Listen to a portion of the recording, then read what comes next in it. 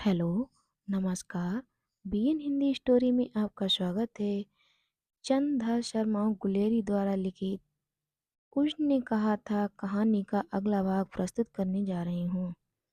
हाँ लहना Singh, 2 foot 4 inch के थे। तुमने सिगरेट नहीं पिया?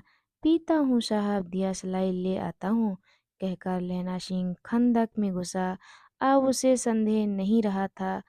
उसने झटपट निश्चय कर लिया था कि क्या करना चाहिए। अंधेरे में किसी सोने वाले से वह टकराया। कौन? वजीरा सिंह।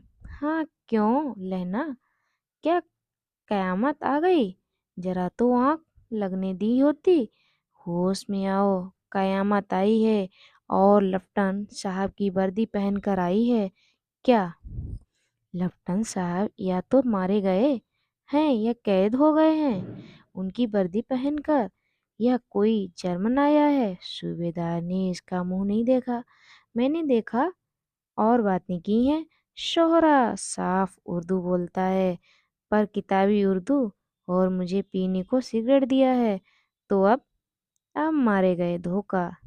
सूबेदार होरा कीचड़ में चक्कर काटते फिरेंगे और यहाँ खाई पर धावा होगा, उधर उन पर खुले में धावा होगा।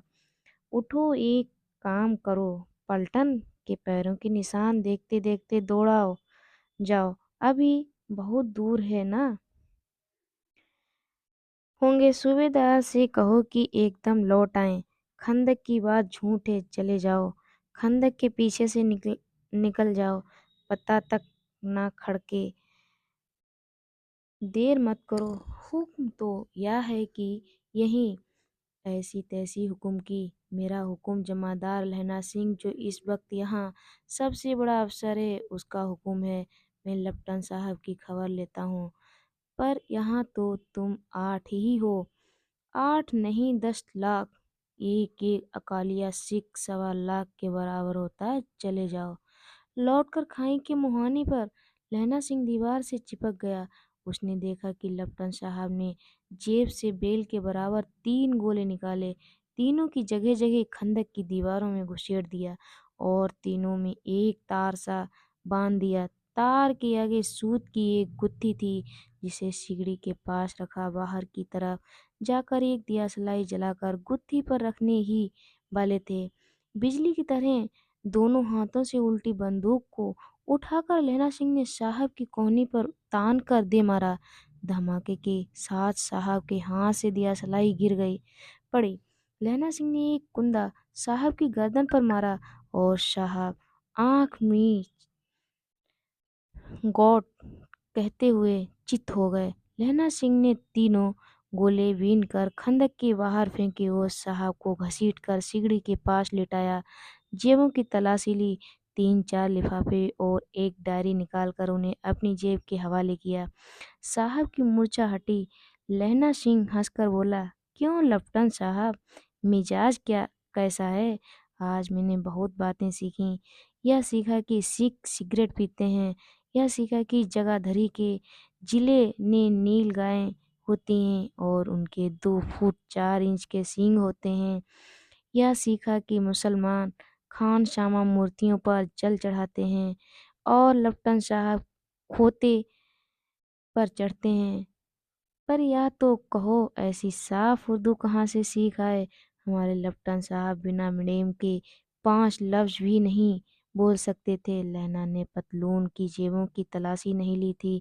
साहब ने मानो जाड़े के बचने के लिए दोनों हाथ जेबों में डाले।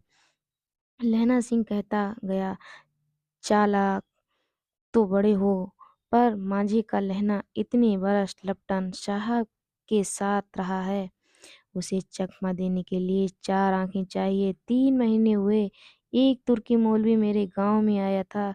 औरतों के बच्चे होने के ताबीज बांटता था और बच्चों की दवाई देता था। चौधरी के बड़ के नीचे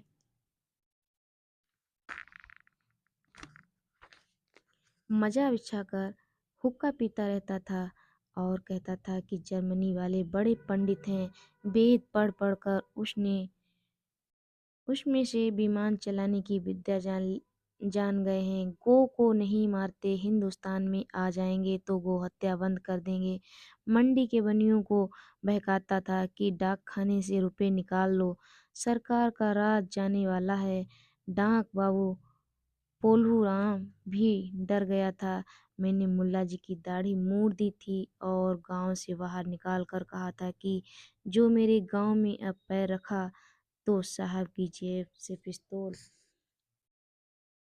चला और लहना की जांग में गोली लगी। इधर लहना की हेनरी मार्टिनी के दो फायरों ने साहब की कपाल क्रिया कर दी। धड़ाका सुनकर साहब दौड़ गए। बोधा चिल्लाया, क्या है? लहना सिंह ने उसे यह कहकर सुला दिया कि एक हड़का हुआ कुत्ता आया था, मार दिया और औरों से सब हाल कह दिया। सब बंदूकें लेकर तैयार हो गए। लहना ने साफा फाड़कर घाव के दोनों ओर पट्टियां कस कर बांधी। घाव मांस में ही था। पट्टियों के कसने से लहू निकला बंद हो गया।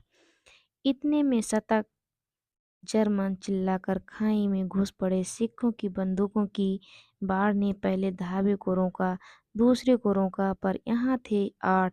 लहना सिंह तक तक कर मार रहा था।